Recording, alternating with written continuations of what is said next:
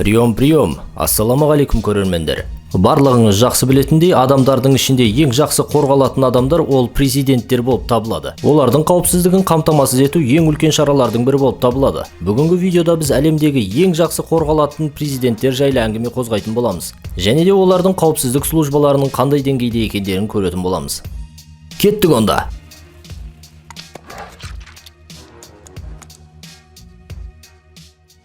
Ким Чен Ын.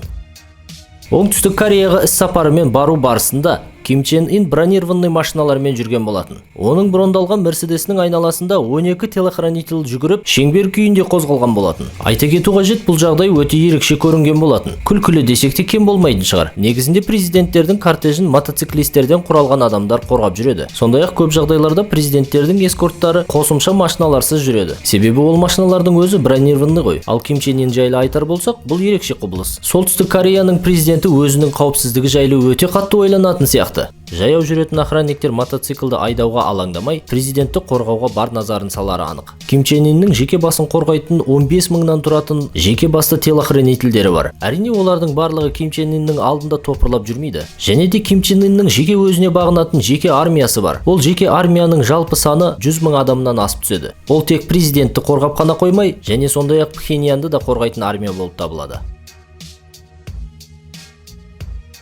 Ким Чен Ынға бұндай көп телохранительдердің не қажеті бар деп сұрайсыз ба? Себебі оның әкесі мен өзіне оннан көп покушениялар жасалған болатын. Сол себепті ол өзінің жеке басына деген қауіпсіздік жайлы өте көп ойланатыны анық. Реджеп Тайип Эрдоган. Түркия президенті де жеке бастың қауіпсіздігі жайлы көп нәрсені білетіні анық. Бұл президенттің кортежі өзінің машиналарын көптігімен және жолда өте қатты тездікпен жүретінмен танымал. Тайип Эрдоганның қауіпсіздігін қамтамасыз ететін адамдар санында снайперлер де бар. Мұндай жасақтар үлкен мұнаралардың үстінде тұрып, кез келген сәтте оқ ашуға құқылары бар. Сіздердің ойларыңызша барлық президенттер тек қана бронированды машиналарды қолданады деп ойлайсыздар ма? Жоқ, Эрдоган кейде әшейін әлсіз машиналарды да қолдана береді. Бірақ мұндай болған жағдайда оны үлкен кортежбен жоғарыдан қарап тұратын снайперлер қорғап жүреді. Бір қызығы, осындай автобустар жүрген кезде үстіндегі қауіпсіздік адамдар екі аяқтап тұрады. Бұларды қалай құлап кетпейді дейсіздер? Қызық. Бұл автобустардың алдыңғы әйнектері брондалған. Ол жерден Реджеп Тайип Эрдоган мен оның әйелі қол сілтеп тұрады.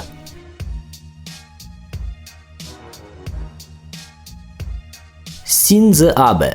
Жапония тарихындағы ең жас премьер-министр болып табылған Синдзо Абэ бұл Жапонияның бірінші басқарушысы болып табылады. Бұл мемлекет конституциялық монархия болып табылса да, бұл мемлекеттің императоры Сахихита тек қана мемлекеттің бір бөлшектерін ғана басқарады. Бұл қарып қалған адамның екінші орында тұратынын, оның және Синдзо Абэның жеке басын қорғайтын қауіпсіздік телохранительдердің санына қарап білуге болады. Синдзо Абэ ұзын кортежден тұратын тек қана брондалған машиналармен қозғалады. Егер Синдзо Абэның кортежі басқа полосаға түсу керек болатын болса, оның қауіпсіздік адамдары басын терезеден шығарып, машиналарды тоқтатып қояды. Иә, бірақ жолдарды жауып қоймайды.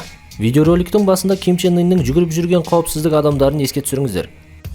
Мұндай бір түрлі үрдісті Жапонияда да кездестіруге болады екен, қараңыздар. Мұндай тар көшелерде көптеген мотоциклдарды жүргізу мүмкін болмағандықтан осы адамдар жүгіріп жүреді. Елизавета II.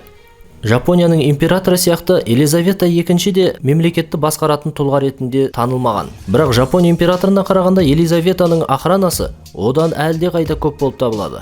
Және үлкен қаражаттар жұмсалады. Үлкен кортеждер, вертолеттар, тағы не жұмсалмайды дейсіз? Бірақ бұл бекерден бекер емес. Елизавета II-ге басқа президенттер сияқты покушениялар өте көп орын алғандықтан осындай шаралар қолданылады.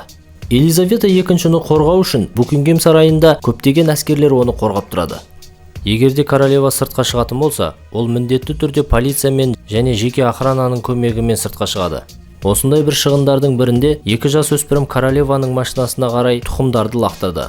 Ол тұқымның біреуі лобовойға, екіншісі есікке тиді. Әбүйір болғанда ешкім жарақат алған жоқ. Мұндай шабуылдар бұдан да қауіпті болуы мүмкін. Сол себепті де осындай көп охраналардың қажет болатыны анық. Басқа да қызықты видеоларды өткізіп алмау үшін Қызық Тайм каналына жазылып кетіңіздер және басқа адамдармен бөлісуді ұмытпаңыздар.